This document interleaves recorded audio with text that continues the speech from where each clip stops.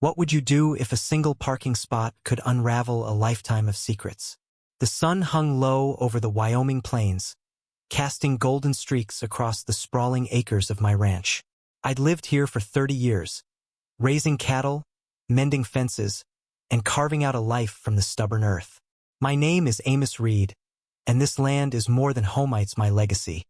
My sanctuary, the place where I buried my grief and raised my son, Caleb. But that afternoon, as I parked my weathered pickup truck near the edge of my property, I had no idea a storm was brewing, one that would tear open wounds I thought had long since healed. It started with Karen. Oh, Karen Mitchell, the kind of neighbor who'd call the fire department if your campfire sparked too high. She'd moved into the old Miller place a year ago, a city transplant with a penchant for rules and a glare that could curdle milk. Her property line kissed mine, and from day one, she'd been a thorn in my side, complaining about my cattle's noise, my fence's placement, even the way my truck's dust clouded her pristine porch. But I'm a patient man. I'd nod, tip my hat, and go about my day, until that fateful afternoon. I'd parked my truck a little closer to her line than usual, maybe a foot over the invisible boundary we'd argued about before. It wasn't intentional.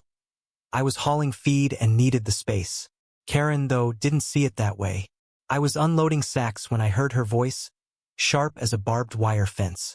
Amos Reed, you move that truck right now or I'm calling the cops, she bellowed, phone already in hand, her floral dress flapping in the wind like a battle flag. Karen, it's just a truck, I said, wiping sweat from my brow. Ain't hurting nobody. It's on my land, she snapped, her eyes narrowing. You've been pushing boundaries since I got here, and I'm done with it. I'm calling the sheriff. I sighed, figuring she was bluffing. But 10 minutes later, a cruiser rolled up, kicking up dust as it parked beside my truck. My heart sank not because of Karen's tantrum, but because of who stepped out of that cruiser. Sheriff Caleb Reed, my son, all 6 feet of him in his crisp uniform, his badge glinting in the fading light. Karen didn't know. How could she? Caleb had been away for years, first college, then the academy, only returning to take the sheriff's post last month. I'd kept my pride quiet, not wanting to stir gossip. Now here he was, caught between his duty and his old man. Karen's face lit up with smug satisfaction as Caleb approached. Sheriff, this man's trespassing. His truck's on my property, and he refuses to move it. I want him cited. Caleb's eyes met mine, and for a moment, I saw the boy who used to ride on my shoulders, chasing fireflies across this very field. But he was all business now. Dad, he said softly, then turned to Karen. Ma'am, let's calm down and sort this out. Dad, Karen's voice faltered, her phone slipping slightly in her grip. You're his son. Yes, ma'am, Caleb said, his tone steady but firm. Now let's talk about this truck. I explained my side, keeping it simple. Karen huffed, insisting on her property rights, waving a survey map she'd probably spent hours digging up. Caleb listened, his face unreadable, then walked to the truck, eyeing the tire marks. Looks like it's barely over the line, if at all, he said. Dad, move it back a bit. Ms. Mitchell, no need for citations today. Karen's jaw dropped. You're siding with him? This is outrageous. I'll file a complaint. Ma'am, I'm following the law, Caleb replied, his voice cool but edged with authority. If you've got a complaint, the station's open tomorrow. She stormed off, muttering about injustice, leaving me and Caleb standing in the dust. I chuckled, expecting a grin from him, but his face was tight. Dad, you gotta be more careful, he said. She's not wrong about the line, and I can't play favorites, not even for you. I nodded, swallowing the sting of his words. He was right, but it hurt to see my boy, my flesh and blood, standing so firmly on the other side of the law. I moved the truck, and he drove off, leaving me with a gnawing unease. That should have been the end of it. But life, like this ranch, has a way of throwing surprises when you least expect them. The next morning, I found a note taped to my barn door. Scrawled in Sharpie, it read, "You'll regret this, Amos." No signature, but Karen's venom was unmistakable. I shrugged it off, petty threats from a petty woman. But over the next week, things escalated. My fence was cut, letting a dozen cattle wander onto her land. Then my water pump broke, flooding my lower pasture.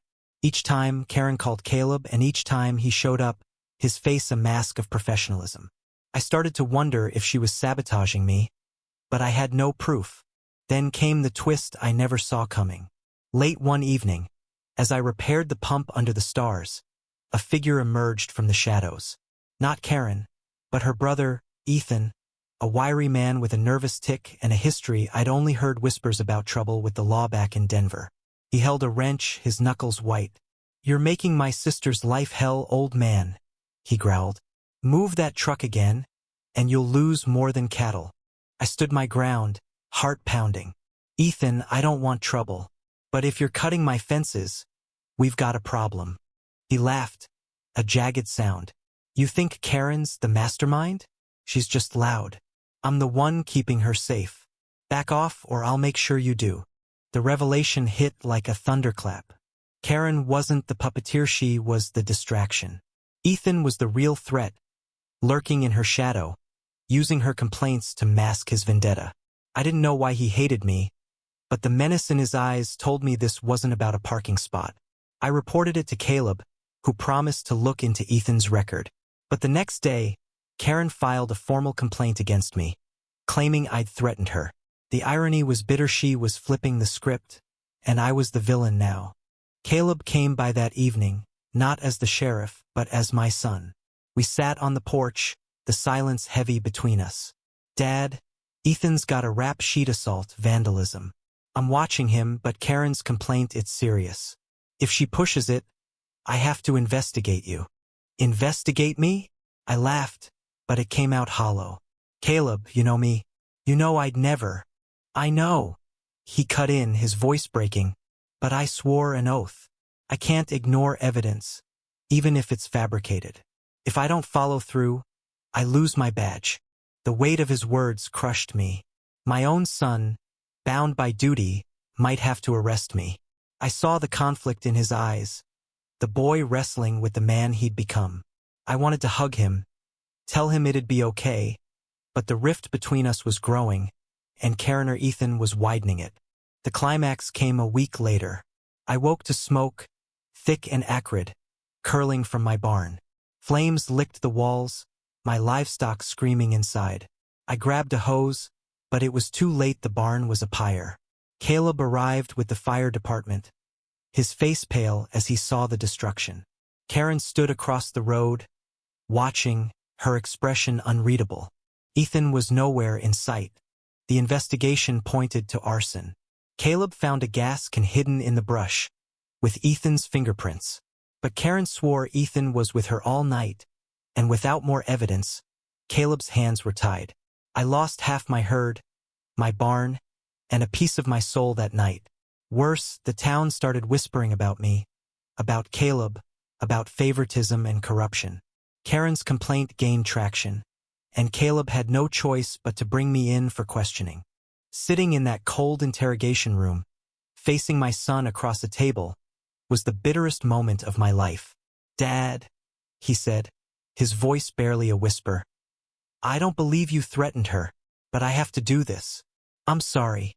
I nodded, unable to speak.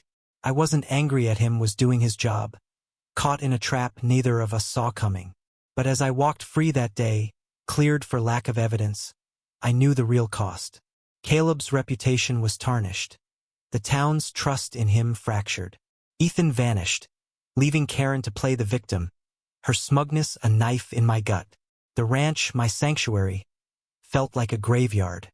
I rebuilt, as ranchers do, but the scars remained. Caleb and I drifted, our bond strained by duty and distrust. Karen sold her place and left, but the damage was done. The land was still mine, but it held ghosts no off fire, of betrayal, of a son I could no longer reach. Sometimes, I wonder if I'd moved that truck sooner. If I'd seen Ethan's shadow behind Karen's rage, would things be different? But life doesn't give do-overs. It gives lessons, and mine was the hardest. Even love can't shield you from the law or from a neighbor's spite. ND.